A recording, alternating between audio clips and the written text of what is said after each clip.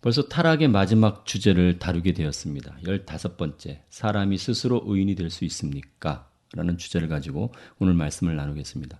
사람이 스스로 의인이 될 수 있습니까? 이 대답은 모든 그리스도인이라면 다 알 겁니다. 스스로 의인이 될 수 없죠. 그죠? 하나의 말씀을 잠깐 우리가 찾아보고 읽어보면 예레미야 2장 22절 주 여호와의 말씀이니라 내가 제물로 스스로 씻으며 내가 많은 비누를 쓸지라도 내 죄악이 내 앞에 그대로 있으리니 이렇게 말씀하셨습니다. 어떠한 비누로 닦더라도 씻겨지지 않는다는 것이죠. 우리의 어떤 그런 더러운 때나 더러운 어떤 얼룩들은 지울 수 있어도 이 죄악은 지울 수 없다. 이렇게 말씀하는 거죠. 예레미야 13장 23절에도 이렇게 말씀합니다. 구수인이 그 피부를 표범이 그 반점을 변하게 할 수 있느냐 할 수 있을진데 악에 익숙한 너희도 선을 행할 수 있으리라. 구수인 흑인이죠. 흑인이 그 피부를 변하게 할 수 있느냐 표범이 그 반점을 표범의 그 얼룩얼룩한 반점들이 있죠. 그것을 변하게 할 수 있느냐 만약 할 수 있다면 악에 익숙한 너희도 선을 행할 수 있으리라. 흑인이 그 피부를 물론 뭐 성형을 해서 어느 정도는 변화시킬 수 있는 요즘의 기술이 있지만 근본적인 변화를 일으킬 수는 없는 거잖아요. 또 표범이 그 반점을 얼룩을 변화시켜서 전혀 다른 뭐 가끔 뭐 그렇게 나올 수도 있겠지만 근본적인 어떤 유전적인 것들이 변화되지 않는 한 본질적인 것은 변화할 수 없는 것이죠. 겉모양은 좀 변화시킬 수 있어도. 그러니까 결국 선을 행할 수 없다. 여전히 죄인은 죄인으로서의 삶을 살아갈 수밖에 없다. 이렇게 말씀하는 겁니다. 로마서 3장 23절에 이렇게 말씀합니다. 모든 사람이 죄를 범하였음에 하나님의 영광에 이르지 못하더니 의인은 없나니 하나도 없다. 이렇게 말씀하는 것과 동일합니다. 그러니까 오늘 주제 사람이 스스로 의인이 될 수 있습니까? 불가능하다. 스스로는 의인이 될 수 없다. 그러면 하나님은 그냥 우리를 내버려 두셨습니까? 그렇지 않죠.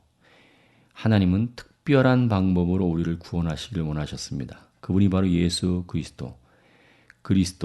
그분이 바로 우리를 구원할 구원자로 오신 것이죠. 그런데 이 사실을 뭐 대부분은 다 알고 계실 거예요. 그런데 중요한 것이 있어요. 뭐냐면 이 한국교회가 저도 어떻게 보면 어렸을 때부터 교회를 다녔습니다. 그 어렸을 때부터 교회를 다닌 사람을 뭐라고 하죠? 보통 모태신앙 그렇게 얘기하잖아요. 주일학교 때부터 중고등부, 청년부, 대학부 뭐 이렇게 계속 어떤 학교 다니듯이 교회도 계속해서 그렇게 꾸준히 다녔는데 저는 이 구원에 대해서 어떻게 얘기하면 구원론에 대해서는 너무너무 무지했습니다. 왜냐하면 교회에서는 이 구원론을 체계적으로 가르쳐줄 시스템이 없습니다. 요즘에는 굉장히 이제 성경 공부도 많이 생기고 각 교회마다 그런 시스템들이 잘 돼 있는 것 같아요. 그런데 물론 다 돼 있으면 얼마나 좋겠습니까? 그렇지만 그렇게 되어 있지 않았습니다. 그리고 실제로 그렇게 되어 있지 않다는 것이 증명되고 있습니다. 왜 구원파가 또 이렇게 생기고 또 구원파의 문제가 이렇게 사회적인 문제가 됩니까?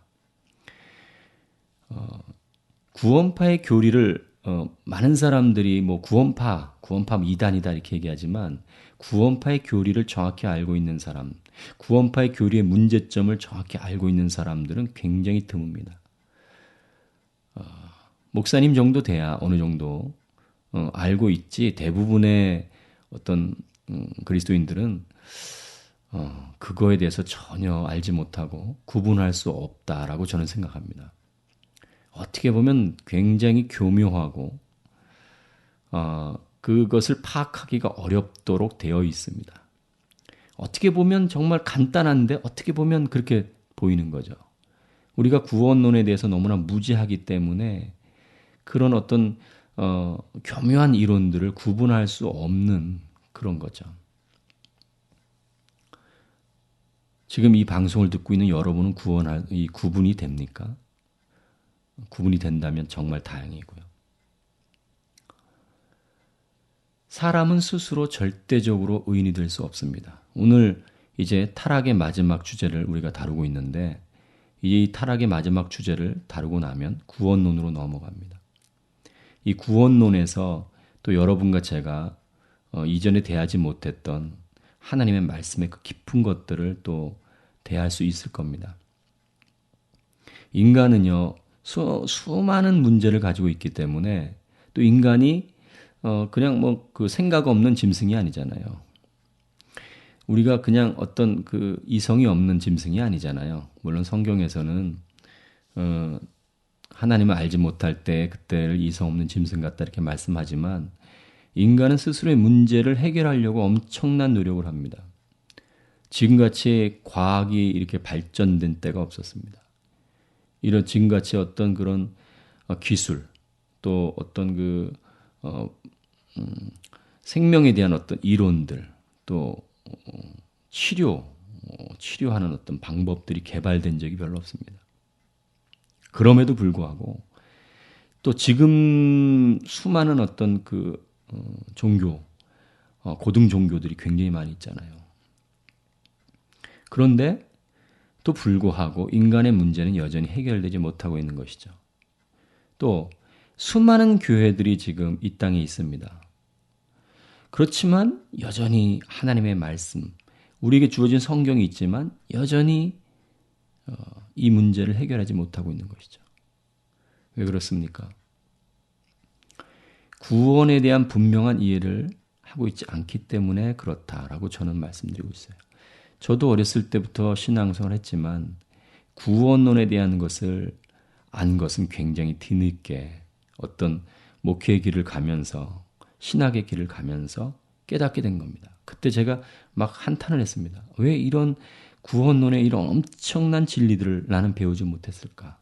물론 제가 속해 있는 교회가 그랬을 수 있겠지만 제가 많은 사람을 대해보고 만나본 결과 많은 사람들이 저와 동일한 그런 경험, 동일한 상황 속에 놓여 있다는 것을 저는 발견했습니다.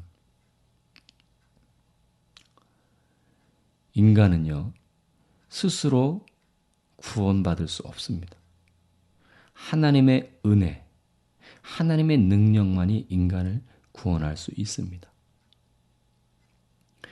우리는요, 교회 생활을 하고 또 교회를 다니게 되면 이제 우리는 구원받았으니까 이제 라고 생각할 수 있어요. 하지만 실제로 여러분 우리가 교회 안에서 이 많은 사람들을 살펴보면 그들이 구원을 받았습니까? 또 어떤 분은 그래요. 영혼의 구원만 얘기하고요. 영혼의 구원을 받았으면 삶도 변화될 수밖에 없어요. 예수 그리스도께서는 우리를 구원하시기 위하여 오셨지만 구원하시고 또 풍성한 삶도 주시기 위하여 오셨어요. 어떤 번영신학을 얘기하는 게 아니에요. 이 땅에서 부자로 사는 게 아니에요. 어떠한 환경에서도 그 환경에 지배받지 아니하는 삶을 사는 것, 그것을 말씀드리는 거예요. 환경에 지배받지 않는 삶. 사도 바울은 그래서 자족하는 그 법을 배웠다. 그 자족하는 법. 어떠한 상황 속에서도 자족할 수 있는 것을 배웠다. 내가 부자가 될 수 있고 또 가난하게 될 수 있고 그렇지만 내가 그거와 상관없이 그런 환경과 상관없이 나는 늘 자족하며 풍성한 삶을 산다라고 고백하는 것이죠. 이런 풍성한 삶을 사는 사람들이 몇 명이나 되겠습니까? 저는 극히 드물다고 생각합니다. 왜 그렇습니까? 우리가 구원자로 오신 예수님, 그 예수님에 대한 지식, 그런 것이 너무나 부족하기 때문입니다. 구원에 대한 어떤 지식이 너무나 부족하기 때문입니다. 오늘 우리가 이 말씀을 마음에 새기고 인간은 스스로 구원받을 수 없다. 인간은 스스로 구원할 수 없다. 모든 어떤 영화나 대중예술이나 문화가 그렇지 않다고 얘기합니다. 인간의 문제는 스스로 해결할 수 있다라고 얘기합니다. 영화들도 보면 뭐 터미네이터 같은 경우도 보면 미래에서 와서 인간의 문제를 해결하려고 하잖아요. 모든 어떤 철학이나 이런 것들이 인간의 문제를 인간 스스로 해결할 수 있다고 얘기합니다. 성경은 그렇지 않다고 얘기합니다. 성경에서 제시한 구원, 그것을 받아들이지 않았기 때문에, 받아들이지 않고 있기 때문에 지금의 현실이, 지금 우리가 보는 이 비참이, 우리가 처해져 있고 우리가 지금 겪고 있는 이런 수많은 일들이 있는 것입니다. 우리가 이제 구원론을 배울 텐데 여러분 기도하는 마음으로, 또 여러분이 이 구원에 대한 어떤 과정을 할 때 여러분이 실제로 구원을 받았다면 영혼 구원뿐만이 아니라 삶 속에서의 풍성함, 이 구원의 풍성함도 누리는 이번 기회가 되기를 간절히 바랍니다.